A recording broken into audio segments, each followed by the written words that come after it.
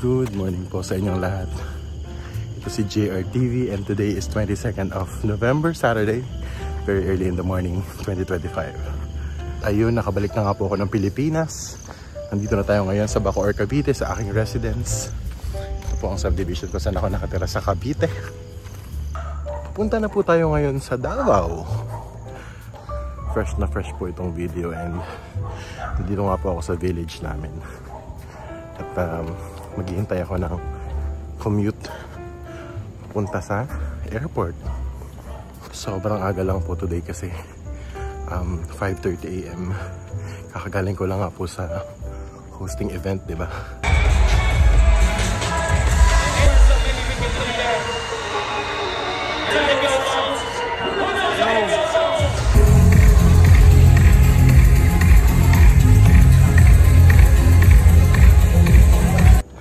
And kailangan ko na agad umalis dahil ang airport po na pupuntahan ko ngayon ay sa Clark pa. Dito po ngayon sa Bacoor, Cavite. It's 5:30 AM ang flight ko po papuntang Davao from Clark, Pampanga is 12:30 PM. So mahaba-habang biyahe po ito kasi yun po yung murang flight.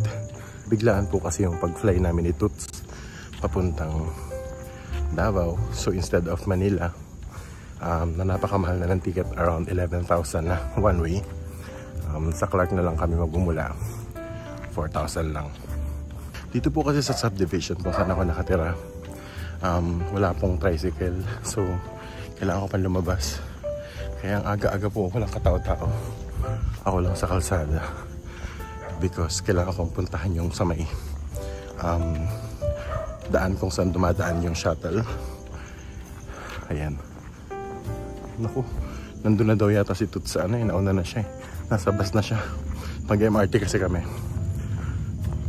Tapos ako nahuli. Ayan, waiting lang po ako ng shuttle dito sa tayo namin ng shuttle. Medyo maaga na po, no? Medyo maliwanag na po. Ito nga po pala ang aming subdivision. Yan, pakita ko lang saglit. Ganyan po yung tsura ng mga bahay dito. Italian style po. Naman po yung guardhouse. Nasa 8 years na rin po kaming nakatira dito sa subdivision namin sa Bacoor. Lumipat po kami dito nung start ng 2018, ng January 2018. Pero sinimula ko pong bayaran tong bahay ng 2017. Meron pa po mga ilang buwan na natitira bago ko po ma-fully pay. Kaya ako po'y excited na mabayaran tong bahay. At tagal ko rin pong binayaran ito. Dumaan tayo ng pandemic at lahat. Pero masaya ako na kahit pa paano nakakausod-usod sa monthly na pagbabayad. And sana kapag nangyari yun, medyo luluwag-lawag ako ng kaunti sa mga gastusin. Dahil alam niyo naman po, magbayad ng bahay ay isang alam niyo yun, hindi pwedeng takasan na obligasyon. Kaya lahat po tayo ay yun ang hiling.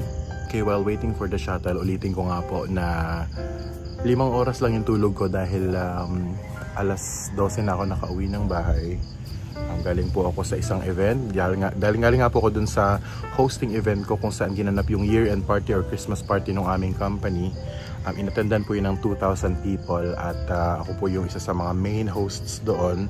Hindi na po ko, nung pagkatapos po ng event, hindi na po ako nakasama sa mga kaibigan ko or sa mga kaopisina ko na lumabas pa kasi pwede pwede usually after ng party, di ba po, pwede pa naman lumabas talaga at magkwentuhan. Yung iba gusto nilang mag-shop, ganyan. Ako po ay hindi na nakasama, tumakas na. Dahil nga po alam ko meron akong early morning flight kasama si Toots at itong flight na ito ay hindi mula sa Manila. Papunta ito ng Davao pero hindi po galing Manila. Galing po ng Clark, Pampanga, kaya po sobrang aga kong tumiplag. 12:30 po yung flight PM pero 5:30 na po ngayon. Maaga po akong aalis dahil galing pa nga po ako ng Cavite papunta ng Pampanga. At magmi-meet po kami ni Toots sa MRT para sabay na po kaming sumakay ng bus papunta ng Pampanga. Ayan na ang shuttle. Buti na lang maagang dumating. Let's go!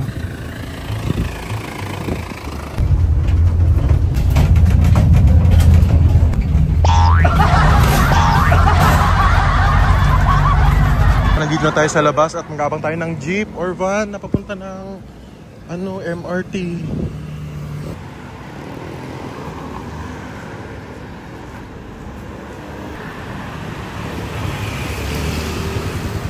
Waiting lang sa jeep na dadaan na papunta ng MRT.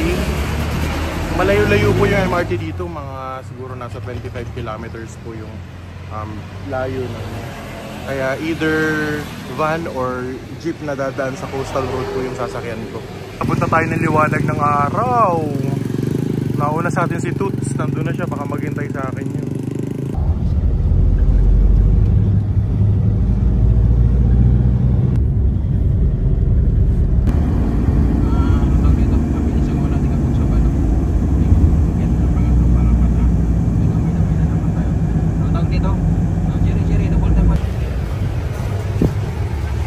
Dito na po ako sa Pasay. Sa kanila MRT.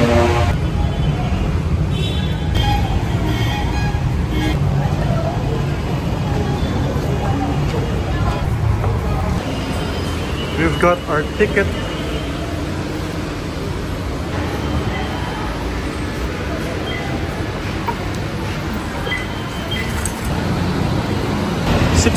Abot tayo na isang oras sa biyahe. Pero okay lang yun. Maaga pa naman. Nandun na si Toots, naghihintay sa akin.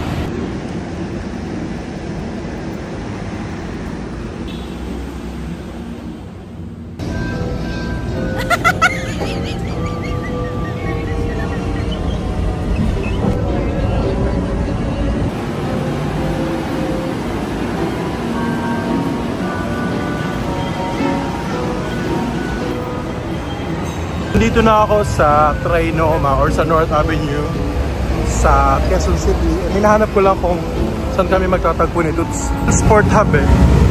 So yung iba't ibang lokasyon na yung destination ng mga sasakyan dito. Hindi ko makita yung bus. Parang feeling ko doon. First time ko lang dito sa area na to. Tagal ko na rin hindi nakapunta ng Quezon City.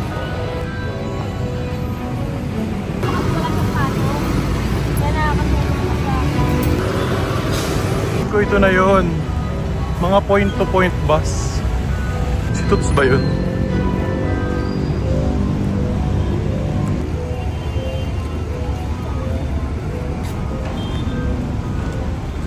Yan, andito na po kami ni Toots. Hello Toots. Dito kami sa bus. Premium point to point bus po ito papuntang Clark Airport. And it's now, anong oras na? 7:34 AM. Abot pa naman kami kasi 12:30 yung aming flight. Ito na yata ang pinakamalaking sakripisyo sa paglipad kasi antok na antok. Antok na antok pa po kami. Pero okay lang yun kasi mas makakamura kami dito sa flight na to. Afternoon flight to, mid-12:30, dadaan pa po siya ng Cebu at bago pa kami makaping ng Davao, gabi na po. Ano ba namang mukha yun? Maandar na po tayo at mga 2 hours siguro ang biyahe.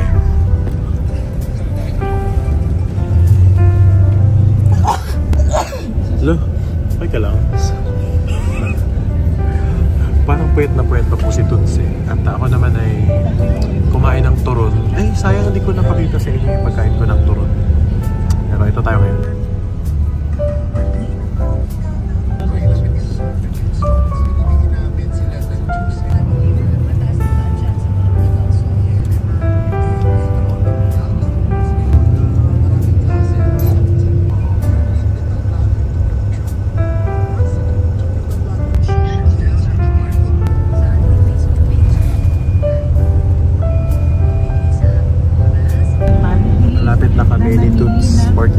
Na lang 9:40 AM na eh. So lobat na rin kami.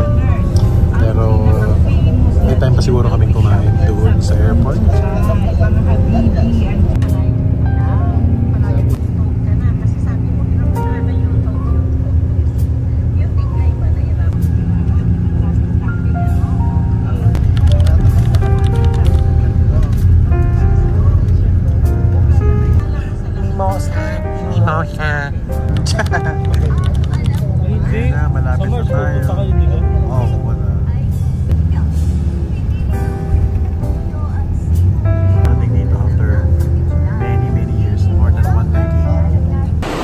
Ayan, nakababa na po kami ng bus at nandito na kami ngayon sa airport, sa Clark International Airport. Gutom na rin po kami, nag-CR lang saglit si Toots. Pero baka kumain muna kami. 12:30 pa yung flight and alas 10 pa lang po ngayon. Ang init. Grabe, it's been a while since nakarating ako dito at wala na akong memory ng itsura ng lugar na to. Kailan ba ako nagpunta dito? Matagal na po, noon pa pong akit-akit pa ako ng mga bundok nun. More than 10 years ago.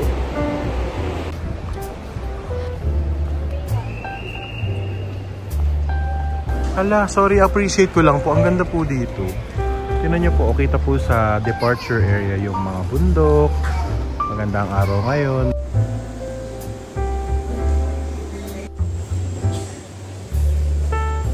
Uy, ang ganda pala ng Clark International Air. Uy, wow! Ang ganda pala ng Clark. Ganito na palang itsura niya. It's been a while po since nakarating tayo dito, no? Hindi siya kasing sikip ng airport sa Manila and mas konti nga yung tao, no? Tsaka maluwag yung space talaga. Clark to Cebu and then Cebu to Davao. So ngayon, alis kami ng 12:15. Ang dating namin sa Davao 7:10 na, o diba? Mix. Oo. We have our boarding pass. Dalawa po kami ni Toots na babiyahe today. We got 2 boarding passes dahil po connecting flight nga po tayo sa Cebu, no? May layover lang tayo na saglit. Alam niyo po, I no longer have a memory of kung ano yung itsura ng Clark Airport before. I've been here more than 10 years ago, pero definitely hindi ganito ka-luwag yung space and hindi rin ganito ka-organized, hindi rin ganito kaganda yung itsura. Super improved na po siya. Hindi pa ako nakakakain, kaya dahil may boarding pass naman na kami, 2 boarding pass po. Kain muna kami. So meron po sila mga kainan dito sa Nagbablog si Jason. Maghahagda naman papuntang restaurant. Ayoko na nga maghagda. Ito po yung tsura ng mga restaurants. Ang konti lang din ang options kasi nga konti ang tao. Quality burger since 1969. Dito tayo sa Wendy's. Makain na rin si Toots. We have 1 hour na kumain because ang check-in, ang boarding time namin is 11:30, 12:15 pa yung flight. Kaya pa naman, pero lobat na kami. Lobat na talaga kami.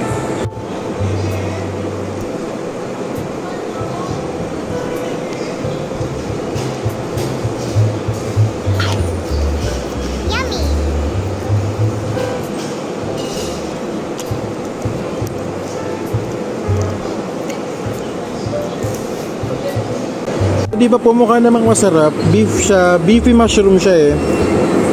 So mushroom siya na beefy, hindi siya mushroomy beef. Mas lamang ang mushroom dito.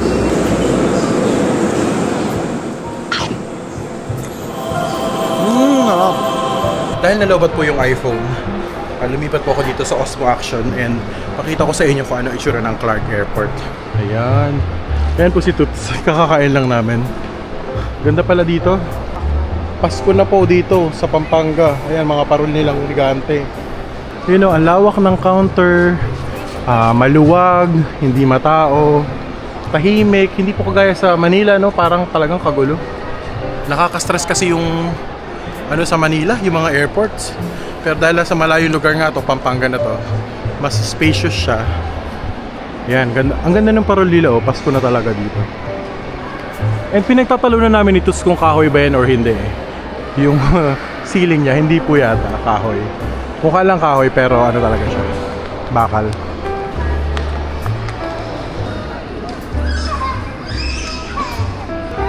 Kinuha ko lang yung ID ko. Nasa loob kasi ng bag yan. Just cleared the security scanning. And papunta na kami sa boarding gate ng domestic.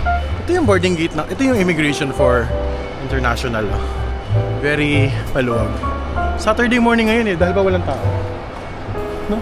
Sana ganito lahat ng airport, sana ganito kaluwag, alam mo yan, ka-efficient, wala masyadong stress. Here tayo sa domestic.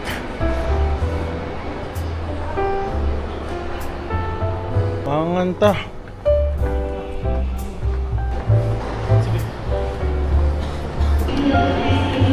Uy, ang dami pa pala dito eh, nakainan.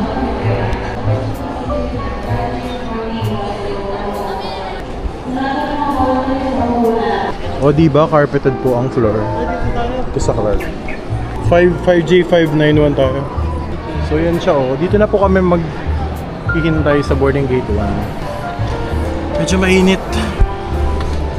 Actually, mainit pala. Dahil sa tapat kami ng bintana. So yun lang. Medyo mainit lang. But the rest, excellent, outstanding. Boarding na. Medyo nakatulog ako saglit. Ay nako, puyat-puyatan tayo. At wala pa rin kami nahanap na saksakan ni Toots. Kaya low-bat yung mga phones namin. Sige po. Okay. Thank you po. Salamat. Pasko na dito. Naririnig yung Christmas carol. Nakatulog ba ka? Oo, nakaganon yung ulo mo. May question ako sa'yo, ano bang gagawin natin sa Cebu? Wala. Let's sing Merry Christmas and a Happy Holiday. This season may we never forget the love we have for Jesus. Boarding na po kami. Ang ganda ng ano nila. Na-amaze na naman po ako kasi nga po dito. Marami-rami na akong airport na napuntahan. Pero maayos-ayos itong ano. Very maaliwalas itong Clark International Airport. At kita pa ang Mount Arayat, di ba? Nanakit na natin noong 2000 something. Let's sing Merry Christmas.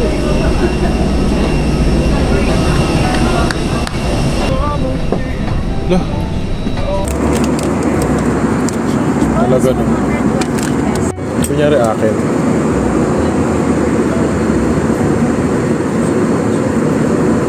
Hindi po akin yun. Okay, just like that, diba? Nandito na tayo sa Cebu. So, mag-layover lang kami dito ni Toots ng 4 hours. Pero baka try namin lumabas, kumain sa labas para kumain ng lechon. Let's see kung pwede. Kung kaya. We're back to Cebu for the 4th time sa taong ito. Pero this time, connecting lang. Remember, dito kami nag-meet ng PB team nung pupunta kami ng charity natin after no earthquake. That was the last time we were here. Sobrang low-bat nang nangyari sa amin ni Toots. Kaya nandito kami ngayon sa Cebu International Airport. At literal na nakaupo sa sahig dahil nag-charge kami ng aming phone while waiting for our connecting flight to Davao. Kanina dapat nasa taxi kami actually. Lalabas dapat kami para kumain ng lechon or maghanap ng something to do while we are waiting for our flight. So 4 hours din po kasi yung aming layover. Pero nag-decide kami na wag turn around. Like literal na yung taxi na sinasakyan namin. Pinaikot namin pabalik before pa kami makarating doon sa pupuntahan namin destination. Papunta sa airport para hindi na kami mag-haul sa oras. Sobrang traffic po ngayon sa Cebu and at least nakita namin ni Toots yung ano, no? Nakita natin yung aftermath nung baha, no? Yes. Yung sobrang laking baha na may mga kotse na binaha. Putik sa ano, sa bubong. Sa bubong, oh, correct. Mga bahay na nasira, mga establishments na pinasok at saka yung mga kotse nga na patong-patong. Sayang hindi ko na videohan kasi nga po sobrang low bat na. But yeah, that's where we are right now.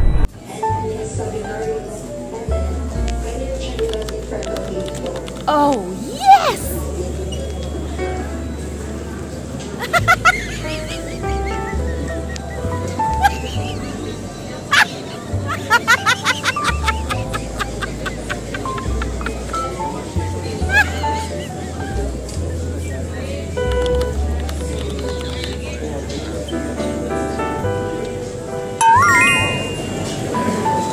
Masarap to, 100 pesos lang for 20 minutes.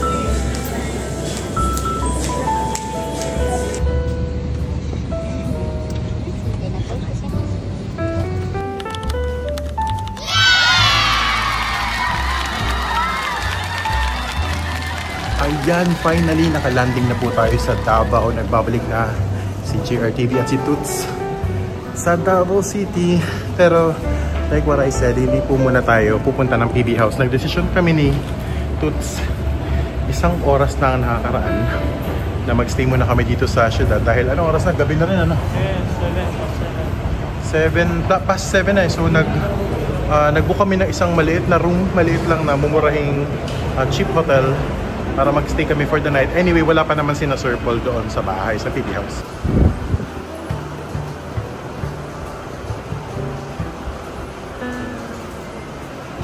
Nag-mission po sina Sir Paul, kaya ngayon ginabi na sila. I think naligaw pa nga sila, sabi ni PB Ralph. Tapos si Peter Paul, ka-message ko rin siya kanina. Mukhang malayo-layo pa yata sila. So, hindi sila nagbigay ng indikasyon kung what time sila dadating ng PB House. So, okay lang, mabuti yung kasi wala namang mag-aasikaso masyado sa amin dun. So, dito muna kami sa syudad. Yun lang. Bakit? Asikasuhin ba kayo? Pabisita? Sino naman nagbigay na? Mag-aasikaso.